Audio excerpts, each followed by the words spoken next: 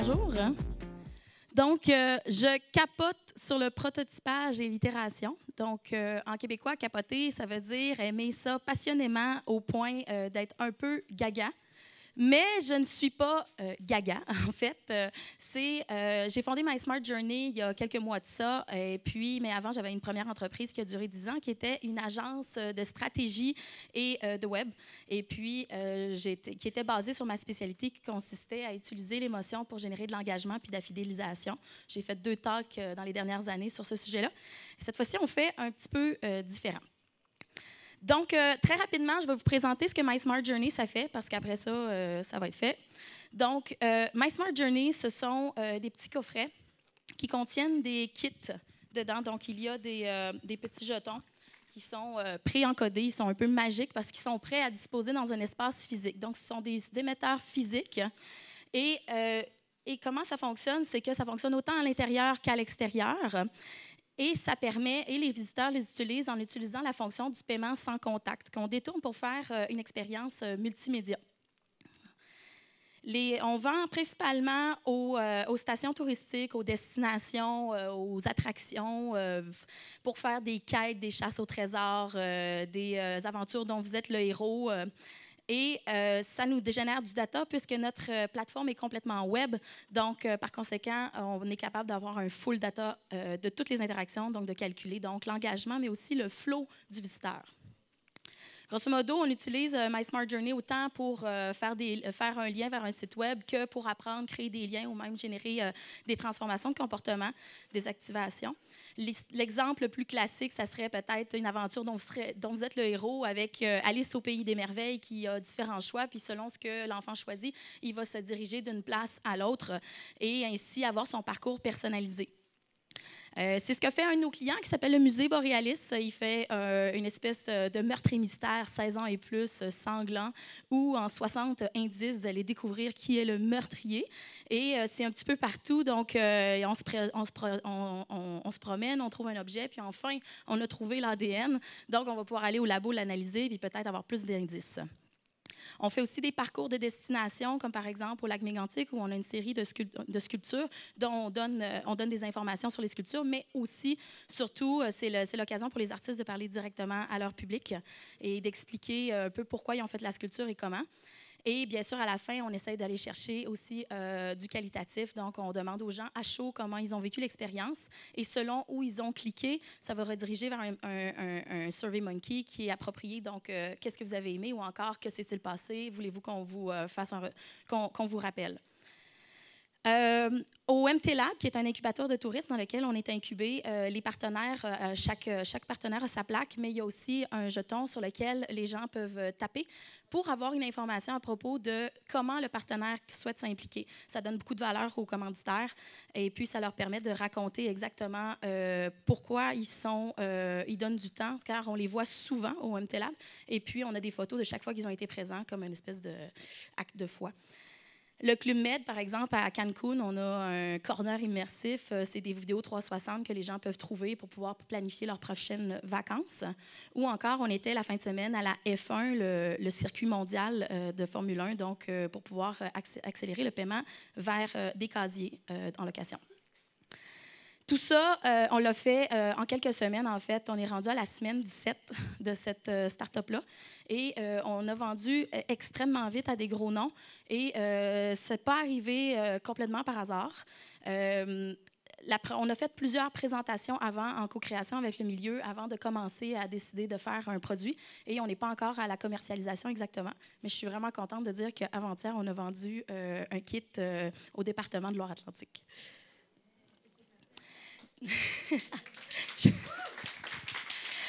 Alors, vous allez me revoir. Donc, grosso modo, en fait, au début, je vous avais préparé une présentation avec une série d'exemples de plein d'entreprises partout dans le monde qui ont fait des choses d'itération au niveau de la business qui étaient super intéressantes. Puis, un jour, j'ai rencontré une fille qui s'appelle Julie, qui a une entreprise qui s'appelle La Box à planter. C'était il y a 18 mois de ça. Et elle m'a raconté son histoire qui était très, très fraîche. Ça m'avait bien impressionnée d'avoir un témoignage comme ça. Donc, je me suis dit, je devrais peut-être faire la même chose puis présenter un petit peu peu qu'est-ce qui se passe. Donc, je ne vous annonce pas du tout un success story. Je ne sais pas comment ça a terminé. Ça se peut que dans un an, je vous dise qu'on n'a pas réussi puis qu'on est en faillite. Ça se peut aussi que je vous raconte que ça vous donne des nouvelles de ce qui est arrivé avec ça.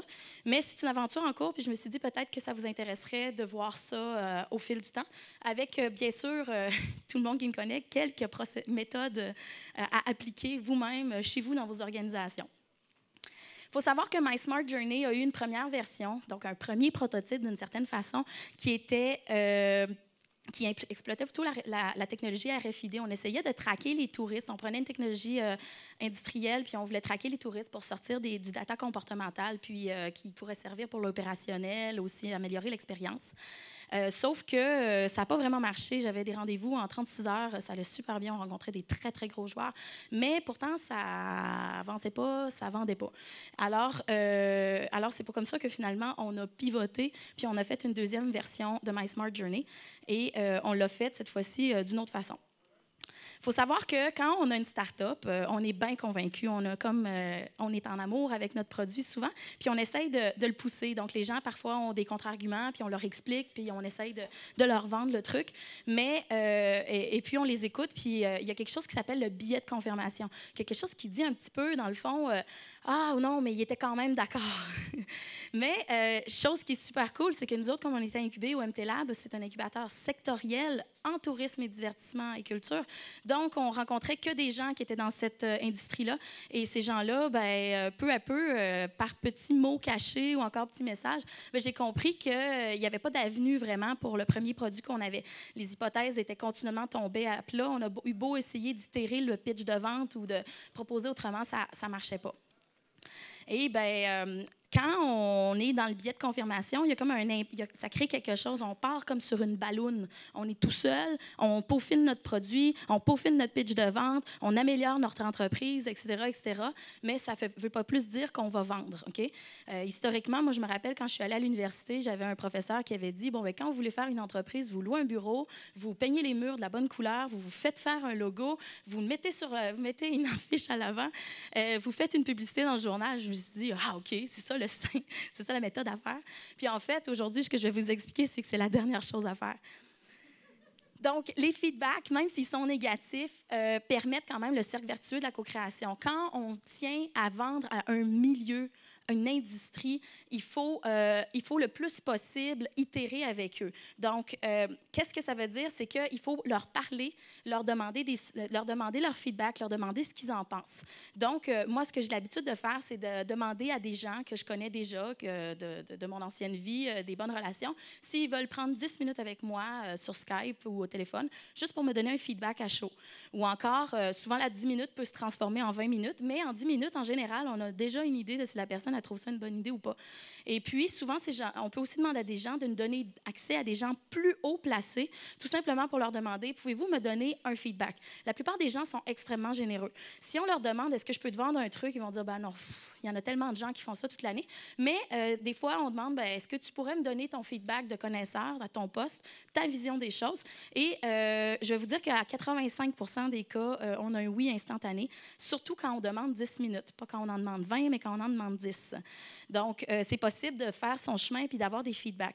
Le feedback, ça sert à quoi? Le processus consiste au début à tout simplement ressentir l'autre, puis arrêter de penser finalement qu'on a une bonne idée, puis commencer à penser que l'autre a une meilleure idée que nous, puis écouter comment il ressent la situation. Donc, en posant des questions sur comment ils vivent leur entreprise, comment ils vivent leur industrie, comment ils vont chercher leurs clients, comment ils opèrent leur site, peu à peu, on est arrivé à une réflexion où est-ce qu'on s'est rendu compte que notre première offre avait aucun sens. Et c'est ça l'itération. C'est le principe du Lean Startup. Pour ceux qui connaissent ça, il y a un livre de Eric Rice sur le sujet. Le principe, c'est de faire une première itération extrêmement simple, puis en faire une deuxième, puis une troisième et recommencer. Donc, c'est-à-dire qu'on n'essaye pas de peaufiner un produit fini, mais bien d'avoir quelque chose qui est très imparfait, qui nous permet de valider juste une petite partie de l'information. Le but, c'est pas d'avoir le succès est compté non pas en vente, mais bien en apprentissage à ce moment-là. Puis, à chaque fois, on parle d'un d'un MVP. MVP, ça veut dire, un Minimum Viable Product. En fait, donc, c'est dans le fond la plus simple expression de la partie que vous souhaitez valider.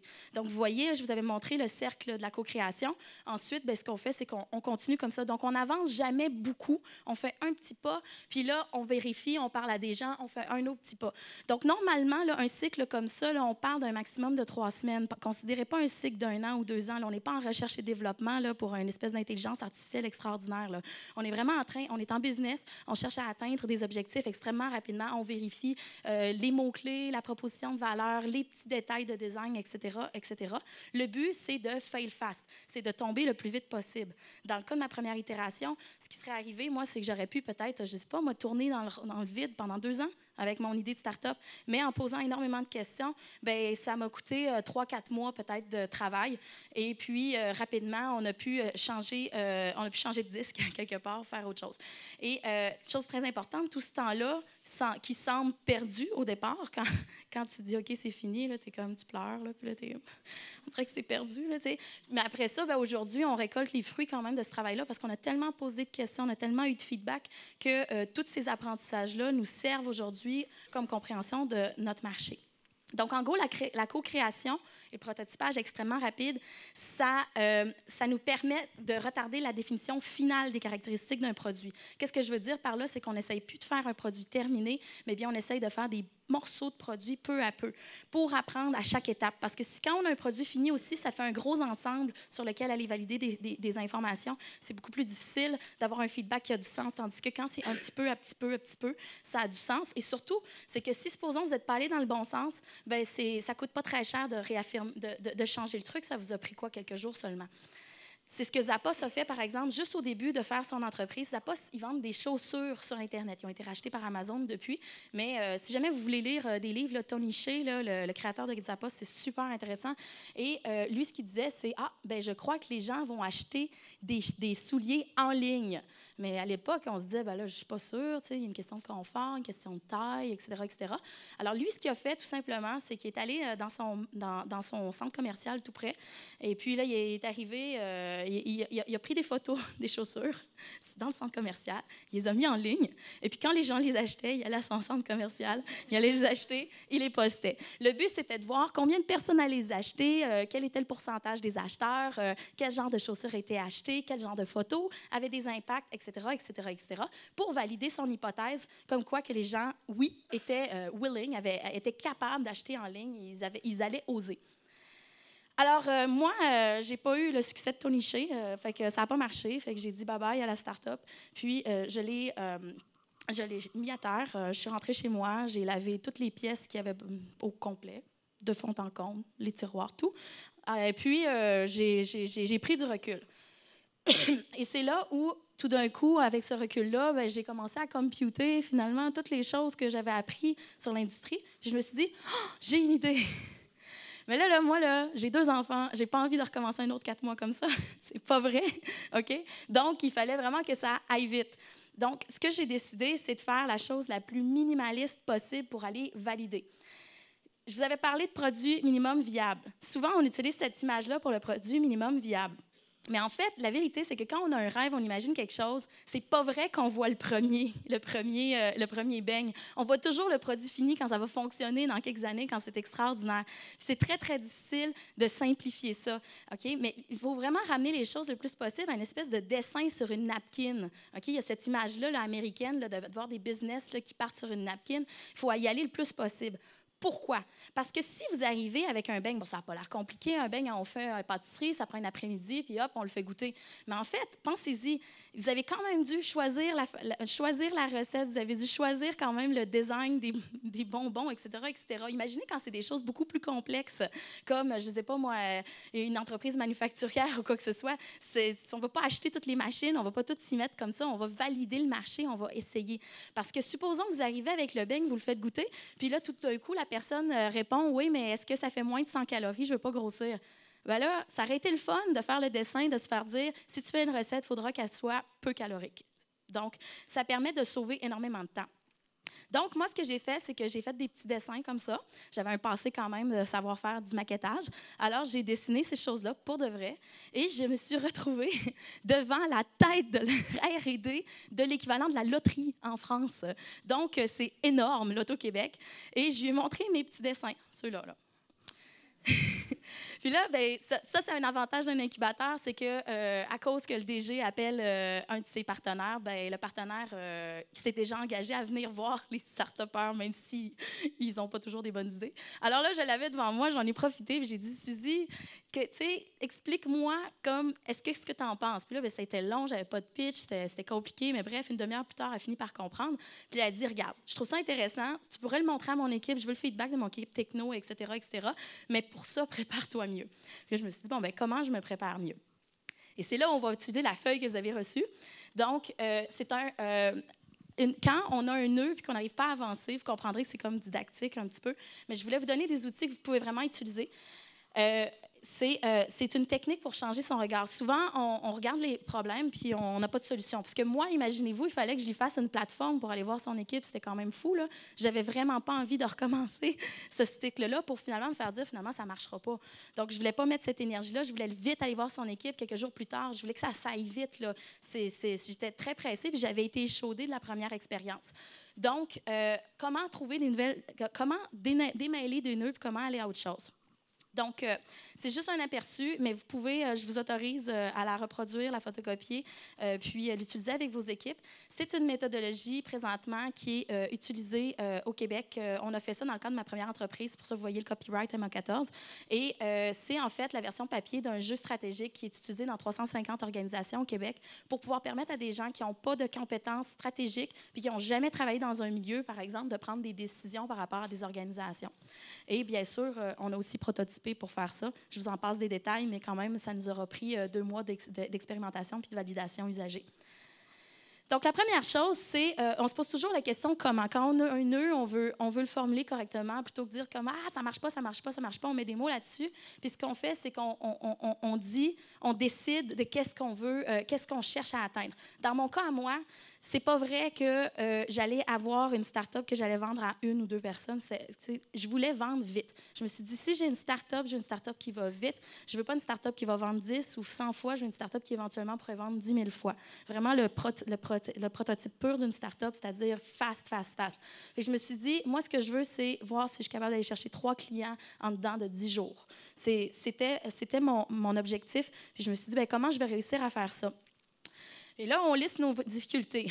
Je dois vous dire, là, j'avais pas d'elevator pitch. D'ailleurs, avec Suzy, ça avait été compliqué. J'avais pas de logo, j'avais pas de démo, j'avais pas de connaissances technologiques. Moi, je suis une marketeuse, je suis pas capable de faire ça. Et puis, surtout, j'avais rien, finalement. Et puis, mais souvent, ce qu'on fait, c'est qu'en listant les difficultés, on en identifie une qui était la pire. Pour moi, c'était le fait que personne ne me comprenait, puis que ça faisait que j'avais pas de feedback. Donc, par conséquent, je n'étais pas capable de valider s'il y avait une business ou pas avec mon idée. Et là, après ça, ce que vous faites, une fois que vous avez pris le temps avec vos équipes de discuter de l'expérience, de tout ce qui vous barre la route, c'est comme un petit peu une catharsis là, que vous pouvez faire avec ça. Là. Vous laissez le temps à votre équipe, là, comme une trentaine de minutes pour faire ça. Et puis là, après ça, là, c'est le temps de se dire, OK, on va supposer que la difficulté clé, elle est réglée. Tadam! J'ai un démo, ça marche bien, tout fonctionne, j'ai un pitch de vente, c'est extraordinaire. Qu'est-ce qui se passe après? Qu'est-ce qui va m'arriver? Bien, moi, dans mon cas à moi, c'était le fait de me faire répondre. Par exemple, si tu modifies ça, je vais te l'acheter. Mon objectif, c'est d'avoir des feedbacks, mais qui sont des feedbacks ultra positifs pour moi. C'était ça mon rêve. Je voulais me faire dire quasiment oh mon Dieu, vite, achète-moi-le, je le veux. C'est comme mon rêve. Mais quand on rentre dans le rêve, tout d'un coup, c'est drôle, hein, on n'est pas dans la même énergie. Hein, c'est une autre énergie qui nous habite. On se dit, OK, oui, ça serait super cool. Et là, on profite de cette énergie-là avec notre équipe pour commencer à lister des actions possibles. Bon, OK, qu'est-ce qui nous amènerait à ce résultat-là? Parce que souvent, quand on regarde la difficulté, on essaye de la sauter. Mais quand on pense au rêve, tout d'un coup, sans s'en rendre compte, on a marché puis on a comme contourné certaines difficultés. Donc, c'est le même objectif, c'est le même principe. Donc, ce qu'on fait, c'est qu'on commence à lister une série de choses qu'on aurait pu faire. Bon, bien, j'aurais pu faire un plan d'affaires, j'aurais pu faire une plateforme, etc. Mais finalement, dans toutes mes idées, je me suis dit, bien, je vais prendre une maquette non fonctionnelle en carton, je vais juste faire semblant, finalement, puis je vais présenter ça. OK? Et là, après ça, on liste nos ressources. Pourquoi? Parce que ça rend tout le monde de bonne humeur, parce que tout le monde se dit, finalement, on a quand même la moitié des ressources, ça ne sera pas trop long ramasser ce qui manque, puis on va être capable de faire nos actions. Puis on se les distribue après. Dans mon cas, à moi, j'avais besoin juste de papier construction, de la colle, de ciseaux. J'avais une imprimante. J'ai volé la colle et les ciseaux à ma fille. Et puis, après ça, il me manquait un poinçon pour faire des ronds. J'ai commandé ça sur Amazon. Puis, j'avais mon téléphone pour faire semblant. Tadam! Magie! Et puis, je me suis présentée comme ça à l'Auto-Québec. Voyez-vous, j'ai fait des petits prototypes comme ça. C'était des tests. Vous voyez le jeton qui est à votre droite.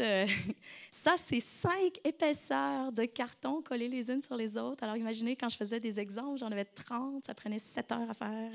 Et puis, des fois, je leur laissais mon prototype. Et je recommençais.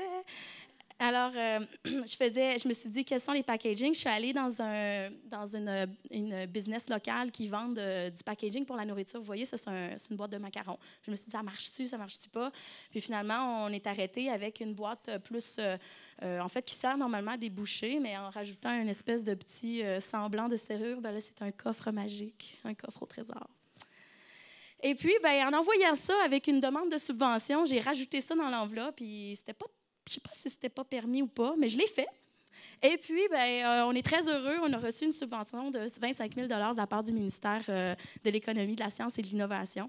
Donc, basé sur notre plan d'affaires puis basé sur notre prototype. Donc, ça vaut la peine de bricoler. Donc, j'aimerais juste vous dire, finalement, un minimum viable product, là, c'est un minimum viable effort. C'est genre de la paresse avec de la sagesse ensemble. Fait que on essaye, là, tu sais, ça m'épate tout le temps. Ma petite sœur, qui est la codeuse dans cette business-là, elle a une espèce de paresse intelligente. Alors, chaque fois que je lui demande quelque chose, puis quand c'est la deuxième fois que je lui demande, elle me fait un script pour plus jamais que je lui demande. Puis c'est super pratique, mais c'est comme une paresse ultra intelligente qui rend les, tu sais, c'est astucieux. Donc, essayez d'y aller, là, comment ça va être le moins compliqué, finalement. Donc, l'itération, ça sert à quoi? Ça sert justement à nous mettre en mouvement. On construit des choses, on vérifie le feedback, donc on mesure. Il y a différentes façons de mesurer. Ça peut être juste Eric Rice, quand il avait fait sa conférence sur son sujet il y a des années, j'étais allée voir cette conférence-là, il disait, écoute, il dit, nous autres, on avait fait un gros système pour apprendre qu'au jour 1 du launch, que personne n'avait envie de cliquer, puis personne n'y allait. Il dit, avoir su, on aurait pu faire une image fixe avec un gros bouton qui ne clique même pas, puis on aurait vu que personne n'avait cliqué. Il dit, j'ai dépensé 2 millions là-dedans. Donc, l'idée, c'est de ne pas vivre ça. Donc, on essaye toujours d'apprendre. Puis c'est là où ce qui est marqué en dessous, vous voyez, pivot or persevere. Ça veut dire qu'on identifie des petits changements ou encore des gros. Dans mon cas, à moi, c'était un gros. Quand vous avez vos actions, des fois, il y a plusieurs actions qui vont vous sembler bonnes. Quand vous arrivez au bas de la feuille là, avec votre équipe, il y a certaines actions qui semblent plus intéressantes que d'autres d'une façon instinctive. Mais je vous donne ce petit outil-là qui peut vous servir à discriminer certaines actions. La première chose à se demander, c'est est-ce que vous êtes capable de réaliser ça facilement avec ce que vous avez maintenant ou encore vous avez besoin de ressources externes. OK? Ça, c'est une approche par ressources. C'est-à-dire que comme moi, à l'interne, moi, j'étais capable de dessiner des interfaces, mais je n'aurais pas été capable, ça aurait été plus difficile pour moi d'en faire. OK? Donc, on essaie de vérifier qu'est-ce qui est réalisable. Ensuite, on essaie de trouver des choses qui nous donnent un apprentissage à court terme. OK? Donc, un résultat. Donc, un apprentissage, une vente, de la notoriété, du feedback, ça, c'est toutes des choses qui sont considérées comme utiles, OK, dans un cycle. Toujours se demander aussi, il y a certaines actions qui peuvent sembler, au Québec, on dit champ gauche, c'est-à-dire des actions qui sont comme un petit peu plus exploratoires ou quoi que ce soit. Mais si ces actions exploratoires-là auraient la chance de vous ouvrir, par exemple, une nouvelle division ou encore un nouveau marché ou une nouvelle façon complètement d'utiliser le produit, bien là, dans ce temps-là, ça a un haut potentiel. Il faut leur donner des points spéciaux pour ça parce que ça a une vraie valeur. Et puis aussi, toujours se demander aux gens qui sont dans des grandes organisations, je vous dis, demandez-vous si c'est dangereux. Il y a certaines expérimentations qui sont dangereuses parce que ça va créer un trouble sur la marque ou encore ça va faire grogner des gens à l'interne. Donc, dans ce temps-là, faites une espèce de bulle, là. Essayez de faire une expérimentation un petit peu comme dans une serre qui est en sideline. Donc, dans notre cas à nous, avec les possibilités qui étaient devant nous, ce qu'on a décidé de faire, ce qui était plus facile, c'était vraiment de faire des maquettes puis un prototype physique. Donc, et puis, quand je dis des maquettes, ça fait aussi que, comme je mettais mon énergie sur d'autres choses, bien, présentement, si vous regardez mysmartjourney.co sur votre cellulaire, bien, vous ne verrez pas grand-chose parce que c'est un Google Doc. Et c'est Google Doc, je ne sais pas si vous le savez, ce n'est pas mobile du tout. Et pourquoi? Bien, c'est parce que je ne veux pas utiliser le temps de développement de mon équipe technique pour pour changer un site web que, de toute façon, chaque fois que je parle à un client puis que j'apprends des nouvelles choses, je change le texte qu'il y a dedans. Donc, pourquoi est-ce que j'utiliserais mon équipe à mettre de l'énergie à faire une vitrine, alors que présentement, en plus, je vends en one-on-one à cette étape-ci. On n'a pas encore trouvé notre unique selling proposition, on n'a pas encore trouvé la chose qui fait qu'on sait exactement pourquoi les gens nous achètent. J'en ai des idées, là, c'est certain, mais s'il vous plaît. Mais des fois, les gens, il y a plusieurs... En fait, on a commencé à vendre même dans des milieux industriels, par exemple, pour des guides d'instruction qui seraient collés, contextualisés sur des outils. Bien, j'avais jamais prévu ça quand j'ai inventé ce produit-là. Donc, en laissant le produit avoir son autodétermination, bien, à chaque fois, c'est comme si mon site web, il change. Donc, dans ma tête, à moi, j'ai un e-commerce, là, puis là, les menus du haut, ils changent parce que finalement, ce pas les mêmes segments, ce pas les mêmes usages qui s'écrivent au haut. Donc, done is better than perfect. Parce que l'objectif, c'est de gagner en agilité, en créativité puis en efficacité. Ça, ce poster-là, là, vous pouvez l'acheter en ligne là, ou encore l'écrire avec votre rouge à lèvres sur votre miroir. Là. Go, go, go, done is better than perfect. Ceux qui n'ont pas de rouge à lèvres, vous pouvez y aller autrement, c'est permis. Donc, faites pas ça à votre copine, elle ne vous aimera pas. Donc, un autre exemple, c'est que quand j'ai voulu vendre ou présenter, par exemple, au ministère de l'Innovation, ce que j'ai fait, c'est qu'on a fait des interfaces, bien sûr, pour pouvoir mettre des images sur les mots qu'on avait mis. Mais quand ça a été le temps de développer, écoute, on a laissé l'équipe techno décider. Ils ont utilisé du bootstrapping, fait que c'est eux qui décidaient un petit peu du rendu final. Puis après ça, ce qu'ils nous ont dit, c'est, ben écoute, si vraiment c'est horrible à vos yeux, ça donne vraiment pas ce qu'on veut, ben vous passerez un designer après. Juste avec ça, on a économisé au moins 60 heures rendues à la semaine 8. Ça, on parle quand même de 2 semaines d'économie sur 8. Donc, on parle de 20 d'économie. Ça a une grande valeur de laisser l'équipe techno prendre de l'avance comme ça. Aussi, ben, la première version de My Smart Journey avait un logo qui était fait par une intelligence artificielle en 30 minutes. Donc, quand j'étais contente de ne pas avoir mis de sous là-dessus. Le deuxième, ben, je n'avais pas envie de mettre de temps non plus. Je voulais juste comme dire que j'avais une identité. Je voulais designer les jetons. Donc, on a fait le design des jetons. Puis après ça, on a dit, on va le mettre vide. C'est un beau logo, hein? Et puis après ça, on s'est dit, les gens ont l'air d'aimer le nom My Smart Journey, on va le garder. On a rajouté les lettres. Puis quand on était vraiment sûr, on a fait toutes sortes d'ajustements au niveau des couleurs, au niveau des... les ronds n'étaient pas parfaitement alignés, etc., etc. Et puis, c'est intéressant, vous voyez la progression des heures. Plus on va dans le détail, plus ça prend du temps. Donc, quand on fait de l'itération, c'est pour éviter de toujours gaspiller ces espèces de dernières étapes-là. Et puis, la designer, elle, quand je lui ai dit « Ouais, qu'est-ce que tu penses de logo? » Elle dit « Là, écoute, j'ai pas de fierté de design. » Là. Elle dit « Tu m'as fait comme un pitch 5 minutes sur le bar d'un bar, là, c'était pour le lendemain matin. » Là. Elle dit « Fait qu'on se calme. » Elle dit « Mais par exemple, ce qui est super cool, c'est que je sais que je vous ai fait économiser quand même des sous. On n'a pas fait une réflexion de branding avec une charte graphique.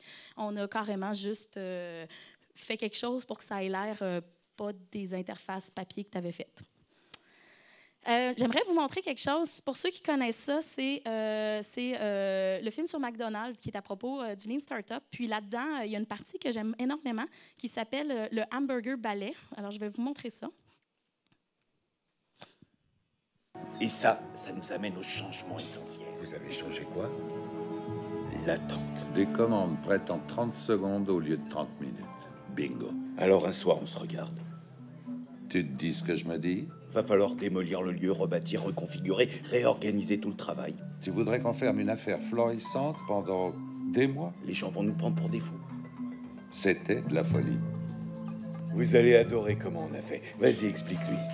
Le cours de tennis? Ok, il m'amène sur un cours de tennis et il trace une ligne à la craie en suivant les dimensions de notre cuisine. L'évier à droite, l'extracteur à gauche.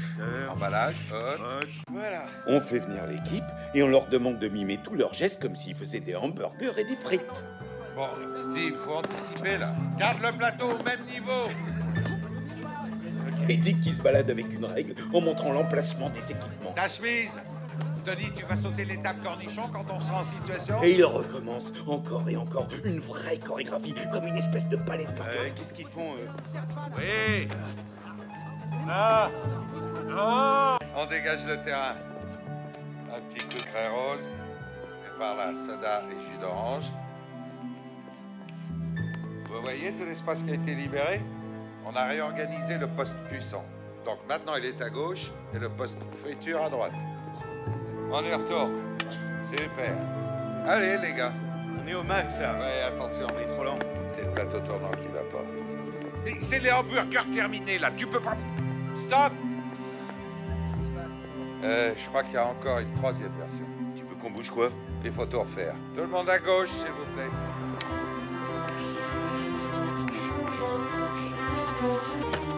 Ça me semble pas mal. Allez, chacun à son poste de combat. Et enfin, après avoir passé 6 heures là-dessus, on arrive à ce qu'on voulait. C'est une symphonie d'efficacité, aucun geste perdu. Tu pourrais me donner un peu de ketchup? Tout simple, là. Ketchup! Utilise ton plateau tournant. Attention, je passe. Allez, John, mets la gomme! Un petit cornichon, 2 petits cornichons et moutarde! On apporte le plan à un constructeur qui nous aménage une cuisine au millimètre près. Ça y est, le dispositif de service express est au point. Le tout premier système de restauration rapide vient d'être inventé. C'est totalement révolutionnaire. Donc, on passait à l'époque donc d'un hamburger qui prenait une trentaine de minutes après la commande à le recevoir, en 30 secondes pour recevoir son burger. C'était une vraie innovation dans l'industrie. Et vous remarquez que s'ils avaient décidé de prendre des équipements puis prendre des vraies frites, tout ça, ça aurait été vraiment compliqué, alors que juste la craie faisait l'affaire pour pouvoir valider un procédé. Donc, try again, jusqu'à temps que le succès arrive. Mais attention, hein, vous n'êtes pas des inventeurs. Thomas Edison, il était très fier de dire que ça lui avait pris 10 000 fois pour trouver une ampoule. En business, on ne fait pas de l'invention, on essaye d'avancer puis de vendre. Donc, à un moment donné, arrêtez-vous, s'il vous plaît. Donc, ça, c'est quelque chose aussi que j'ai réalisé qui était différent, peut-être parce que c'est pas ma première business, mais ce produit-là était pas, c'est pas mon petit bébé que je tiens à peaufiner, c'est pas mon œuvre d'art, c'est pas mon extension de moi, c'est pas mon besoin, genre, d'avoir ma vision exacte qui se présente.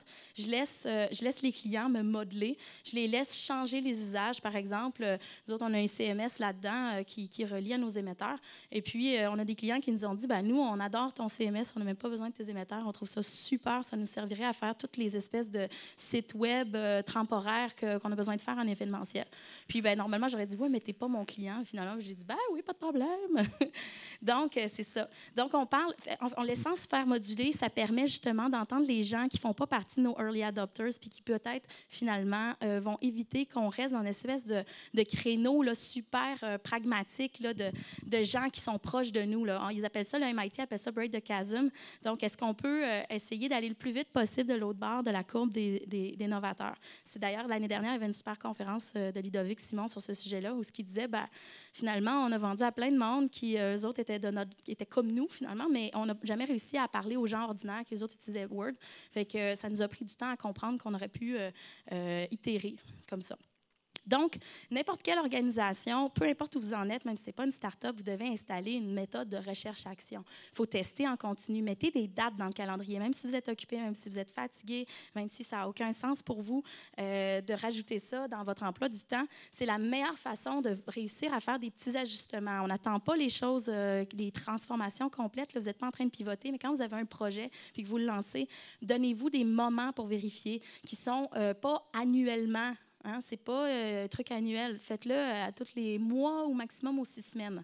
Dans notre cas, à nous, on a décidé de même manière, comme j'étais échaudée, on a décidé de faire une phase de pré-introduction pour valider. Et on a été très chanceux parce qu'on a des super clients qui ont décidé de signer avec nous autres. D'ailleurs, le MED nous a rappelé pour une deuxième installation.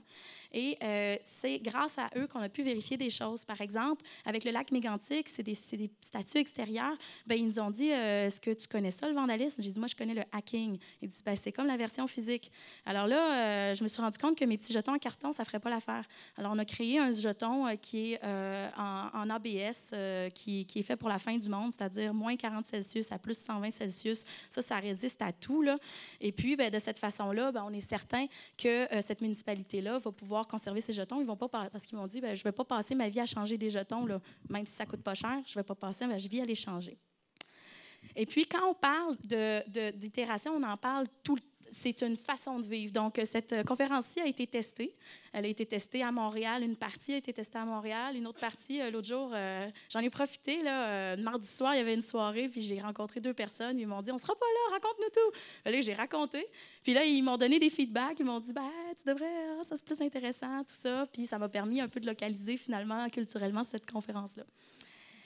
Et puis, une question que chaque fois que j'ai parlé de ces histoires-là, la réponse qu'on m'a donnée, c'est « Ben oui, mais c'est parce que quand tu présentes juste un début de prototypage, n'importe qui peut te doubler. Tu as un début d'idée, mais tu n'as rien de fini, donc tu n'es pas en train de prendre le marché, donc tu n'es pas en train de gagner la course. » Mais moi, je vais vous répondre, écoutez, supposez que vous sortez un produit fini extraordinaire, OK?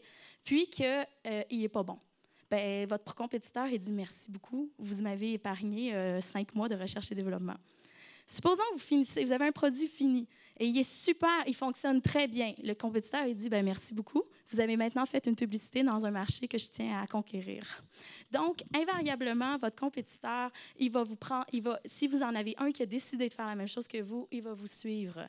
Donc, moi, je vous dis, toutes les études le prouvent, présentez les choses au maximum de gens. Si vous êtes dans un service, même municipal, allez voir les gens des autres services, allez chercher leur feedback, ils sont différents de vous, ça va être complémentaire. Donc, et puis surtout, j'aimerais vous dire, comme mes premiers clients, bien, en fait, ça a créé une relation de confiance parce que je leur ai jamais dit que c'était un produit fini et parfait. Donc, ils me donnent des informations, je m'ajuste et puis il n'y a pas de friction avec le client parce que le produit n'était pas bon. Au contraire, ils vont dire, bon, bien, maintenant que tu l'as amélioré, on est content. Donc, ça crée vraiment des relations très positives avec les premiers utilisateurs, les premiers clients. Je terminerai avec avec ce point-là, c'est que c'est une question de perception, faire l'itération. Souvent, on sent, c'est contre-intuitif, on sent qu'on ne serait pas capable. J'ai travaillé en agence 10 ans, mon agence, on voulait toujours faire des produits extraordinaires, on voulait faire des trucs à mettre dans notre portfolio. Mais la vérité, c'est que ça marche mieux d'y aller par petits morceaux. Donc, la preuve, c'est par exemple, voyez-vous, en France, vous avez un signe sur la route qui dit « Vous n'avez pas le droit de tourner à droite ». Alors qu'au Québec, nous autres, on a un signe qui dit qu'on peut aller à l'avant puis en arrière, puis sur la gauche. Donc, c'est vraiment une question de perception. Regardez ce que vous pouvez faire plutôt que ce que vous ne pouvez pas faire. Puis c'est ça que la méthodologie que je vous ai mis entre les mains, le papier, sert à faire. Puis pour les perfectionnistes qui ont absolument, mais absolument besoin de faire des produits peaufinés, canalisez votre besoin de limer les coins là, puis de faire les détails dans le plaisir d'itérer un après l'autre puis de vous sentir super intelligent dans vos micro-ajustements. Donc, qu'est-ce que vous voulez? Quelque chose qui ne prend pas de temps, qui va vite, puis que vous sentez comme dans une glissoire, là, wouhou! Ou encore, bien, finalement, souffrir finalement parce que vous avez sorti des choses, puis les gens vous disent, vous avez mis tout votre cœur là-dedans, puis les gens vous disent, pas bon, j'aime pas ça. Donc, le gars de LinkedIn, le fondateur, il dirait, bien, écoutez, si vous n'êtes pas gêné de la première version de votre produit, c'est parce que vous l'avez montré trop tard. Donc, j'aimerais vous rappeler que ce n'est absolument pas une œuvre. Osez commencer petit. Le plaisir des itérations, c'est dans la conviction de leur pertinence puis le sentiment que vous êtes une machine qui se rôde et qui se perfectionne à chaque jour. Je vous remercie.